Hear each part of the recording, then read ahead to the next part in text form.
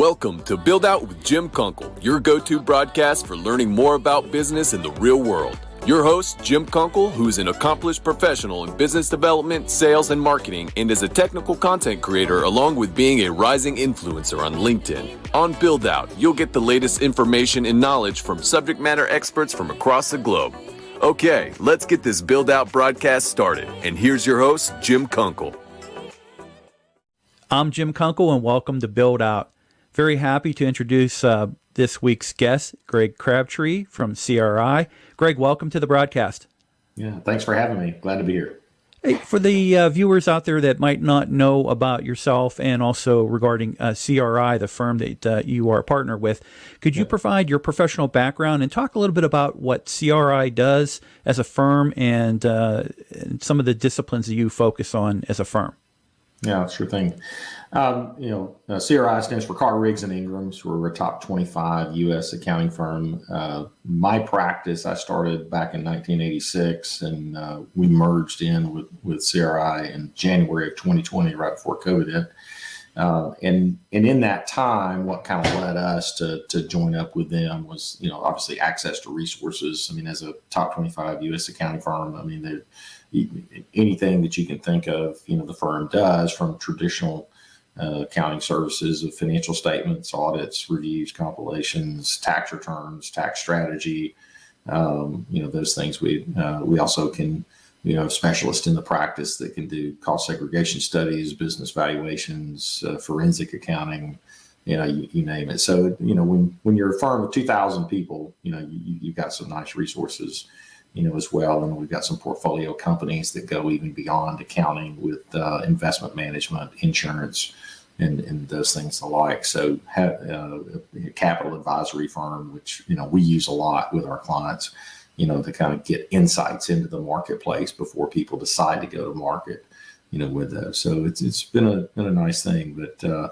in our practice, we're still we're kind of the oddity in the firm, in that we're kind of a national practice within a national practice, and actually international for our sake, because with our Simple Numbers Consulting, we have clients all over the world that use our Simple Numbers philosophies in terms of how to run a profitable business, redeploy capital, build a business of value, whether it's streaming dividends or selling it for a high value. So it's a nice combination to have. Definitely a great combination to have. Not to kind of wear out a quote or a phrase, but we find ourselves in very interesting times. Mm-hmm. The last 2 years, dealing with a global pandemic, major disruptions when it came to supply chain. Also, we had issues related to international commerce. We had rising prices. Inflation started to kind of kick in. Now we find ourselves here into early part of 2022 with rising rapid inflation, still supply chain challenges, and other issues globally with all different types. It seems like every week there's something new globally coming out that seems to be worse news than the previous week. I'm not trying to be a doom and gloom person, but when we deal and divert in these type of times, they can provide opportunity for people, but also planning and management when it comes to pricing strategies, inflation are very critical. Right. In our episode today, we're going to be talking about your program, Simple Numbers, Pricing Strategy and Inflation Management. Let's go ahead and kind of kick that discussion off, because there's so much to cover when it comes to pricing strategy. Well, the first thing, the challenge that everybody's having right now is that they're not adapting fast enough. And so let me back up and start with a reset of what we see. So one of the nice things about having a national practice that we work with our consultant clients is that, we intentionally track data. We have what we call our Simple Numbers 100 company model that we use to give insight to what we think is actually happening, versus government knows nothing about private company data for the most part. I mean, their economists are making extrapolations off of publicly available data, which is limited at best. And so as I wrote my 2 books, I mean, I just continued the statistical models that we use to do some of that research. and said, okay, well, let's just keep updating it on a monthly basis to get an indication of what we think is happening in the marketplace. And, a couple of insights from that. That data set goes back to 2013 was the base year that we used in the data set, and roll forward from there. And, regardless of administration that is in power, they get way too much blame for things that they didn't cause, and they get way too much credit for things that they didn't cause. Entrepreneurs are going to be entrepreneurs. They're going to find a way no matter what the marketplace is. Now, granted, public policy can make an impact temporarily, but eventually the marketplace does adapt unless you just have overt government influence. And certainly it happens in certain industries more so than others. But for the most part, the economy is what the economy is. And you go back to the basic laws of economics of supply and demand. Here's the thing that people are missing right now from what we see. Number one is the private sector's grown phenomenally faster than the reported GDP. Our data going back of this 100 company data set, they grew, gross domestic product increase, has been roughly 3 to 4%, since that time, with the exception of the COVID years. And so what we saw was 20% growth in 14, 14% growth in 15, 15% growth in 16, 22% growth in 17, 22% growth in 18, 8% growth in 19. Now, what that tells you is everything that's happening today, I'm going to tell you, we would be in the same place we are right now, regardless of COVID. Because what we saw in the data set was we ran out of labor in the U.S. economy in the fourth quarter of 2019. It's just that COVID happened in Q1 of 2020 and distorted everybody's thinking about everything. Okay. Granted, there was the temporary disruption of people, layoffs or not working and whatever, during early parts of COVID. But as that workforce has come back, we're back. And the thing is when you have a shortage of labor, you're going to have inflation. And this is where the Federal Reserve is missing the point, because they think they can affect things by adjusting interest rates. And it will have an impact, but it's not going to stop inflation. Businesses that need labor will have to keep spending more to shake them loose from who they are working with. And until that there is less demand than there is availability of labor, there's going to be this, we're probably in a permanent 15% labor inflation cycle. Well, if labor inflates at 15%, guess what happens to everything else? Yeah. Everything else goes up by 15%. And so that's really where we think the real number is. When we look at our 100 company data set, for 2021 over 2020, it grew at 26%. Mm-hmm. It was the highest year that we've ever seen. And that does not include PPP money. I don't think PPP money had anything to do with it. Most of the people that we saw that got it had a hard time deploying it, because it wasn't about deploying cash. It was about, can I hire labor to go get things done? The most common scenario that we see right now with our consulting clients is we got companies with $10 million in capacity, and they can get $8 million past the cash register. And when you got project delays, you got supply chain disruptions, you got lack of labor, I can't be open as many hours, I don't have product on the store shelf to sell. Those are things that, to a certain degree, we may be teetering around close to zero true net output because prices are higher. And here's the challenge that I feel for the economist to calculate this number, because I don't know how you do it, is the fact that while dollars are up, production is flat to declining. And so for the most part, there was a newscast I was listening to at the end of the year that was right after Christmas season, and the news reporter on the business channel I was watching said, they were crowing about, retail sales were up 7.5%. And then the analyst that was on, she was interviewing, quietly slipped in, yeah, but units were down. And so, retail sales can be up 7.5%, but if you have 15% inflation, it means total production was down 7.5%, because things just cost more. And, now people freak out about that, and it says, listen, at the end of the day, everything adjusts. Now you're going to have spits and spurts and stops and pauses and rushes and all that. But as people make more money, they will adjust their spending, and they'll realize they'll pause a moment or two as a price gets too high and they go, oh, I can't afford that. And then they realize, well, no, I actually got a raise, or I changed jobs and got a raise. And it's like, well, I actually can afford that. And as things equate and move up, I mean, people adapt. Now, I hope we don't get to Argentina, situation where you got 20% inflation a month, but at the end of the day, I mean, as everything kind of adjusts. Now, here's the natural things that happen. The biggest increase that we've seen in our client data is in the bottom end of the wage scale. That's the group that has had the biggest percentage increase in raises. Well, as they get raises, that will have a rippling effect throughout the rest of the workforce, because there's just a natural gapping that occurs between positions. And as it takes more money to get those people to show up, people adjust prices, you adjust how you do those prices and those kind of things. So it's really, and on the one hand, it's a good opportunity.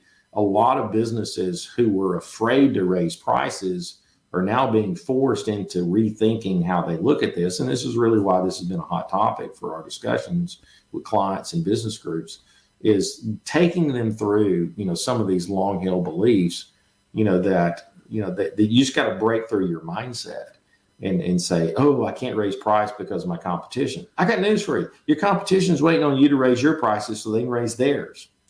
And it's like we have been pounding this message for 2 years now with our clients on our monthly calls. And we don't have a single story yet of somebody having negative sales because they raise prices. And it's like, well, yeah, I get it. The customers don't like it, but they keep buying. And, we had one person that, it's had some pushback after I raised prices. And it says, do you have any openings on your schedule? I said, no, backlog's bigger than ever. Then who cares what they said? I mean, I got news for you. If you can't get to everything that you're doing, you are not charging enough. And that is really this mindset that you've got to get out of your Cro-Magnon brain thinking of listen, this is a different environment. We are not going to see CPI increases of consumer price index of 1% to 3% a year. It's going to be across the board, whether it's, in weight, people get cost of living raises. Well, I always, hate that because, your cost of living is no relevance to me. Is what is the market of what you should be making based on your pay? Well, guess what? Market's pretty hot right now. And if you're in scarce supply as a worker, you've got leverage. And this is the one thing I want to tell people that'll listen to this. There's 2 leverage points that have changed for the foreseeable future and may not ever come back. Number one is labor. Your employees now have leverage over you as the employer. We have never been in that situation in the history of the United States economy. Secondly, vendors have leverage over their customers for products or services that are in short supply. And those are different factors that we've never thought about or never faced. And we've got to think differently. So let's talk about labor first. And so let me explain why.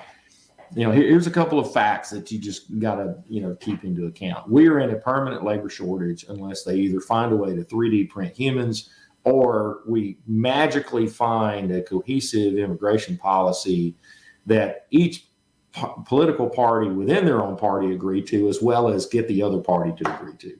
Yeah. Good luck with that. So, each party can't even agree on the immigration. And so we need the right workers. And so here's the thing. Last numbers I pulled from a month or two ago, 10.6 million open job postings, 6.5 million people on unemployment. Those 6.5 million people are the unemployable. I mean, they are the people handful of people that match up with those openings, but this is the great mismatch. Now, sometimes it's a mismatch based on geography. Yes, there's a job opening that a person would apply for, but it's not in the geography of where they want to live. And so they just decide, well, I'm going to wait till something, comes up.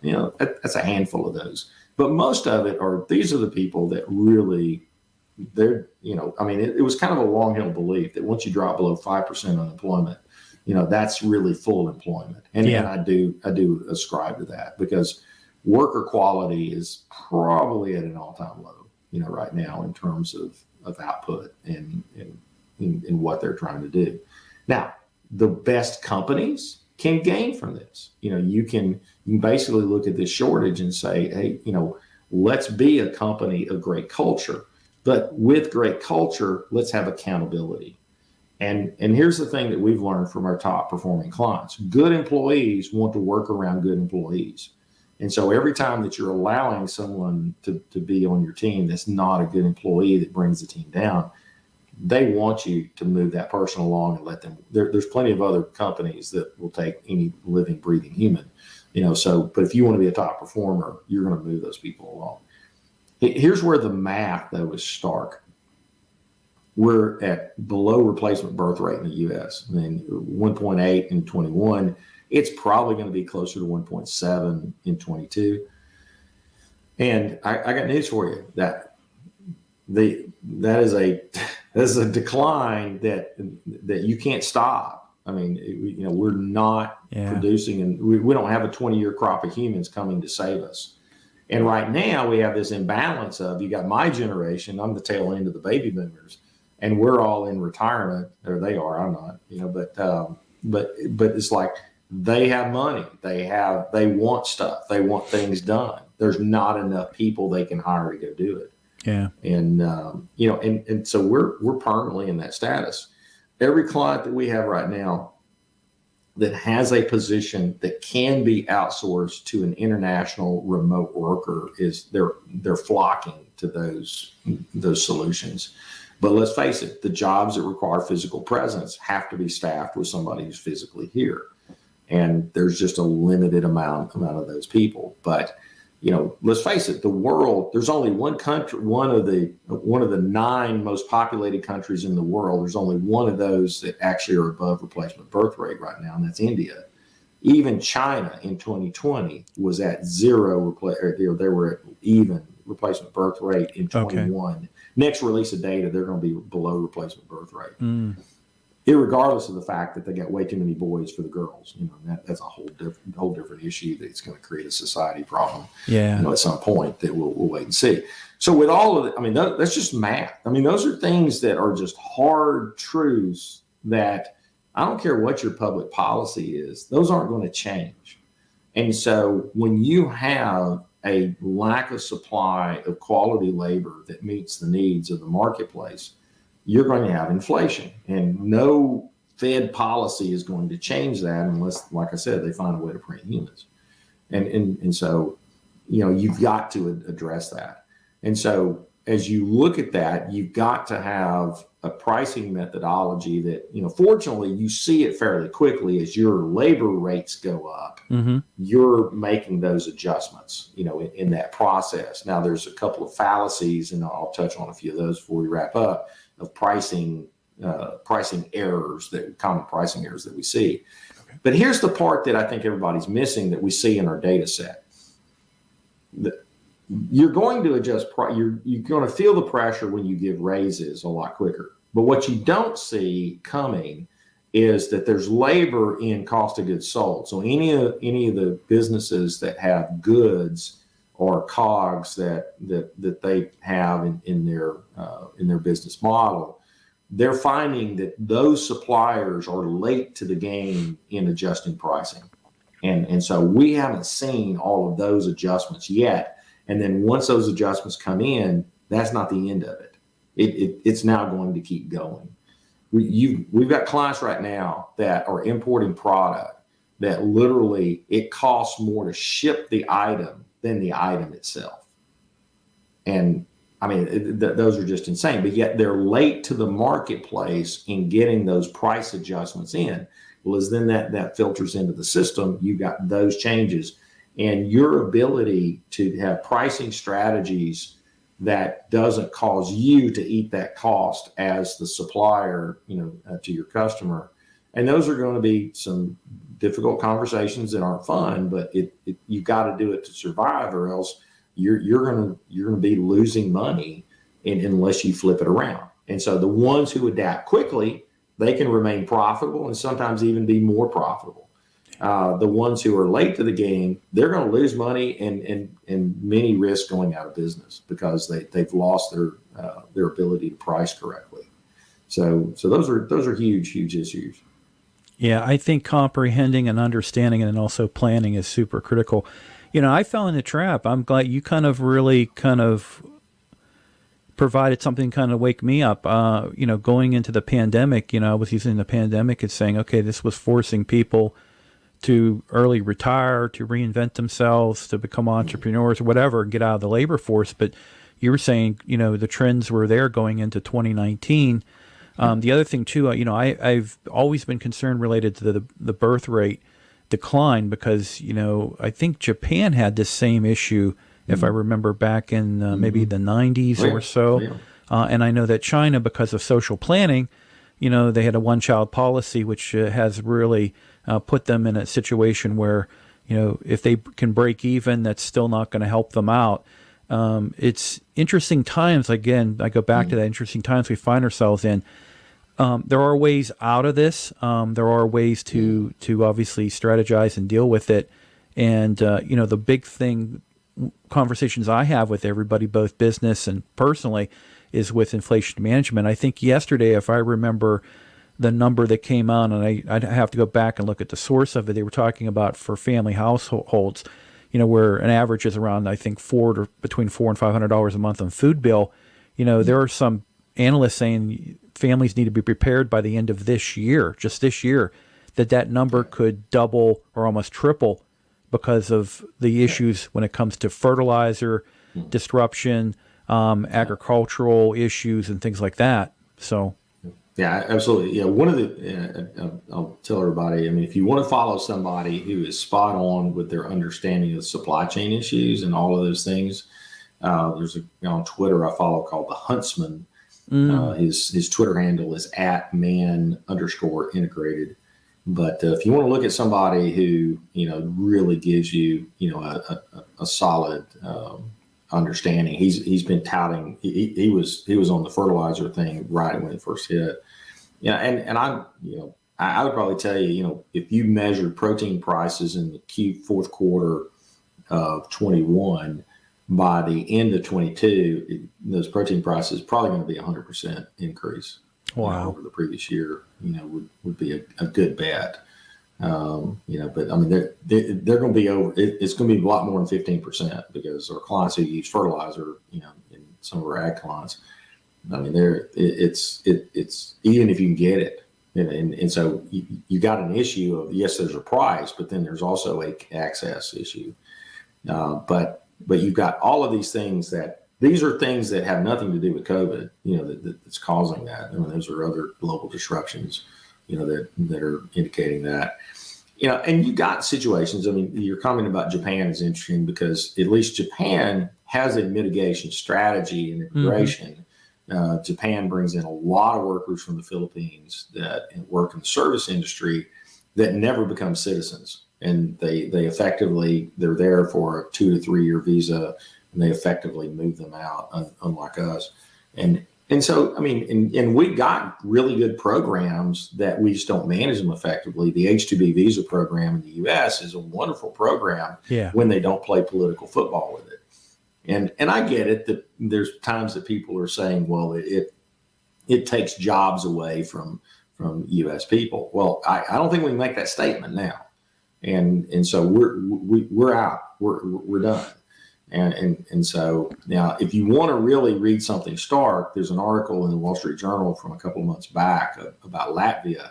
And so just go on the Wall Street Journal site, search for Latvia, and look at that article of what a country looks like in a declining population where, there's no workforce to take care of the service demands of the senior generation. And it's the picture of what a dying country looks like. And, now, we've obviously got more resources, than that. But yeah, a lot of those same factors, affect us. Now, as Jack Welch famously said, look for the train wreck and, you'll find the opportunity. here's the opportunities for the companies who can find ways to do things. So let's talk about labor first. Sure. The first effective mitigation of this is the companies who can rapidly develop job-specific training for workers that don't meet your current requirements, but I can get them there within a 30 to 90 day period with intents, not the, hey, won't you follow Joe here for a few months and you'll kind of pick up, what we need you to know. That kind of training, which is 90+% of what happens in the U.S. workforce, is not going to cut it. You've got to have specific, accelerated, job-focused, task-specific training that you can get workforces ready to go so that I can bring those people in. Now, if I go with it with strong culture and fair pay practices, strong culture you would look at and argue that I get to spend 15 to 20% less than market because I got a cool culture. People like working.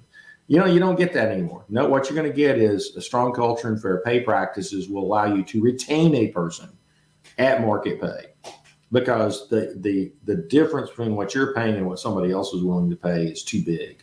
And, we see it in free agency in sports all the time. Every tweet says, I love you, whatever city they're in, until they sign a contract and go someplace else. Yeah. And that's the work environment that we're in. And then the third piece is you have to have pricing strategies that effectively allow you to adjust your pricing as you have to adjust labor cost. And you've got to be able to pass those through quickly. If you get stuck in long-term pricing agreements, you either have to so overshoot what you think that's going to be to make that longer-term commitment, but you're taking a big risk. Whereas we had plenty of clients coming into this who felt really good about 3-year pricing agreements until they've had to break them in the last couple of years. So that's really huge. So, it really comes down to then is, here's kind of the top pricing errors that we see. I mean, number one that we see is pricing bias. And so this is really kind of a challenge that, most people, and I've always hated this, but it's kind of stuck in people's mindset. You ask somebody, well, how much are you going to charge for that? So they take their cost and they add some overhead, and they add a profit number. Okay, well, that's what I'm going to charge. It's like, why? I mean, what is the market rate? What is the market value of that good or service? Cost is cost. Yeah, I get that. But the thing is, we see so many people with this pricing methodology that leaves money on the table when the market will pay more. Yeah. And now it's a little bit of a black art to be able to stare into the mist and kind of figure that out, but it's worth it. And so if you really just break away from mindset. So the first thing that I'll tell anybody in this idea is, before you price anything, I want you to write down somewhere what you think the customer is willing to pay. Before you do any cost, if you do any cost analysis, you're stuck. You cannot get out of your brain what the costs are in a cost buildup. So no, what are they going to pay? Is it $1 million? Is it $500? It doesn't matter. If it's a small transaction or a big one, what are they willing to pay? Then I'm going to do my cost analysis and build up. And if what they're willing to pay is more than my cost buildup plus profit, I'm going to charge them what I think they're willing to pay. If it's less, I got to go back and educate the customer and says, well, I know you, my guess is you're willing to pay $500 for this. Problem is we can't do it for $500. I mean, it's just, it requires too much. And best example, we built a pool at our house, and, want to have a magnet for my granddaughters, to want to show up at Pika and Poppy's house, so I'm kind of thinking, hey, I'd like to get this project done for $80,000, and $150,000 later, I got a really nice pool. And the thing was, what I wanted couldn't be done for $80,000, or at least I don't believe it. And the contractor we had did a great job and it turned out exactly as we envisioned it, and they put in the CAD program. And so once again, there's a mechanism. But if he knew I was willing to pay $150 and his cost buildup was $80, well, he should have charged me $150. It's because let's face it. Because here's the thing: if you're trying to go buy a pool right now, everybody who's building pools right now are booked up for 2 years. Yeah, or at least in our marketplace. Or and take any specialty that's like that, and so therefore, it really kind of becomes one of those things that these are just flaws in our thinking that we kind of just get stuck on. And so really avoiding the cost plus mindset is really great. I've always used this quote from Jack Welch, the former chairman of GE back in the 90s. He said he got GE out of doing cost plus work because he said, why would we want to limit ourselves to 6% profit? Well, here's why people do cost plus. They don't want to scope and they don't want to manage. So a cost plus contract generally will cost you more because the person didn't really put any thought into how to do it the best way. And secondly, they didn't have to worry about managing to an outcome because you're going to pay them their cost and give them a profit. They're motivated to run more dollars through to make more profit. It's a flawed idea, from the beginning. The best companies in all of our client database are the companies who bill on a fixed price basis, because fixed price requires two things. Number one, I have to invest in figuring out scope of what am I going to do for you. And then, most importantly, I'm going to manage to that outcome. Okay. And I am motivated to get it done as fast as possible. Speed matters. And I'm motivated to get it done at the least cost and have no callback. Do what the customer wanted. How's this for a novel concept? Do it right the first time and don't have to go back. Gee, what a wonderful world that would be. It would definitely be. Yeah, happen. Definitely be. Now, the other one that is my whipping post that is very, very similar to cost plus is billing by the hour. Mm-hmm. So if you bill by the hour, there's only two possible economic outcomes. I either give away my expertise or I charge for my ignorance.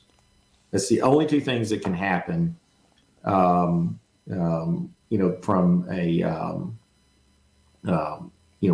a billing by the hour basis. And so that's really kind of the key of what you've got to look for, because, because when you bill by the hour, once again, you're not motivated to get it done in the least amount of hours. And so that's really kind of the key, from that process.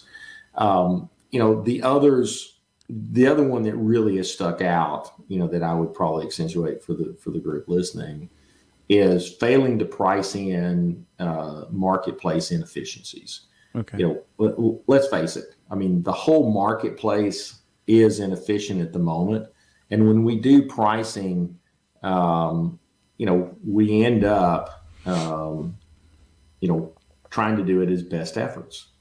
Well, when you do pricing based on best efforts and you don't have best effort outcomes, you're losing money. And this drove home to me, last summer. I was talking to one of my clients, and they were having low profitability. These guys, do upfits on work vehicles, and backlog was just crazy. They had temp workers coming in and all this kind of stuff, and so profitability was down. We were talking about this, and I said, well, you've got this backlog. All your competitors are having the same problem. You need to charge more. You're not going to fix this labor problem anytime soon, and you're not going to have enough chassis to upfit to meet your demand anytime soon.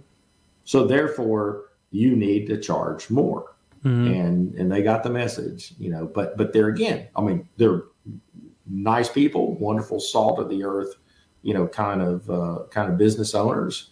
And I get it that these are emotionally difficult questions to grapple with, because there is this emotional aspect that you feel like you're taking advantage of the situation. Here's the thing.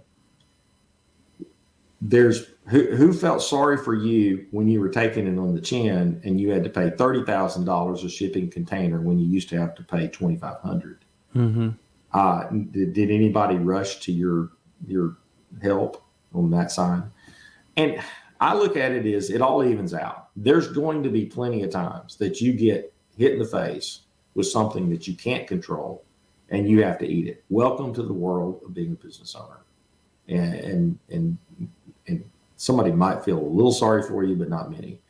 But therefore, you got to make, when the money is there to be made and a reasonable market pricing situation, you need to take advantage of that and do it, because you're going to need that profit to fill a hole someplace else. And I sit in a seat where I see a lot of data, and I'm telling you, no matter how good it is at any point in time, you're going to have a hole to fill at some point in the future. So you better make it while you can. Yeah, and let the data determine your course of action. Try to emotions, unfortunately, take over too much. Greg, and kind of wrapping up our conversation on this episode, is there anything that we didn't cover that you'd want to leave as a final thought for the viewers? Well, I think the thing on pricing strategy is, like I said, stay away from a cost buildup mindset. What you have to do is you got to skate. You got to skate to where the puck is, to use Wayne Gretzky's famous line. You can't skate. Well, I guess he said you got to skate to where the puck is going to be, not to where it is. Mm-hmm. And so that's where you've got to price to. And so just don't think that to get into a recovery mindset, you've got to go to where it's going, and it's not going down. I got news for you. That inflation is not transitory. The others is just stay away from the common flaw. So that cost buildup mindset, the billing by the hour. I'm just going to pass through the cost increase to you and not make any margin on it. Well, that cost increase has factors to it that affect overhead, that affect those other things. And so you have to pass those costs through at a appropriate margin, not just pass them through, or else all your percentages start to fall. Yeah. And you just start to lose money. And those are the common errors. But understand that this is going to be with us for a while, if not permanently. And so it's time to adapt your thinking and, just take your head out of the sand and say, okay, we're going to deal with this, and it'll work. Everything will kind of adjust relative to what that inflation number is all across the board. Well, Greg, you really helped me understand everything and also look at everything in a different new light and perspective as well. Greg, how can the viewers get in contact with you? Have any social media, website, LinkedIn, or other platforms? Yeah, certainly the book website is simplenumbers.me. So that's one of the best ways to kind of see a lot of our Simple Numbers content. And then certainly they can reach out to me directly. You can go to cricpa.com and I'm on the partner list. Greg.Crabtree at cricpa.com. You can just email me directly. But I am probably one of the easiest to find people. One of the nice things about a name like Crabtree, there's not many of me. So if you search on Greg Crabtree or Simple Numbers, I'm pretty easy to find. A good bit of my presentations, I kind of freely allow people to record my presentations and post them. So quite a bit of stuff on YouTube that people have put out there of my talks. So if you want to kind of get a flavor of the things we talk about and all that, a good bit of that content's available as well. Great. Greg, thank you so much. I appreciate this opportunity to have this conversation with you. Very valuable, great information. Hey, have a great day. Appreciate it. Thank you. Thanks for having me. I hope you found value with today's Build Out broadcast. Make sure you connect with Jim on LinkedIn and subscribe to his YouTube channel. This way you'll be notified on new live streams and when new content is released. Please give today's broadcast a like and share with your connections and colleagues. Thanks for watching, and please visit buildoutproductions.com for additional content and to join the mailing list so you can keep updated on other streams and quality content from the creators on the Build Out Productions team.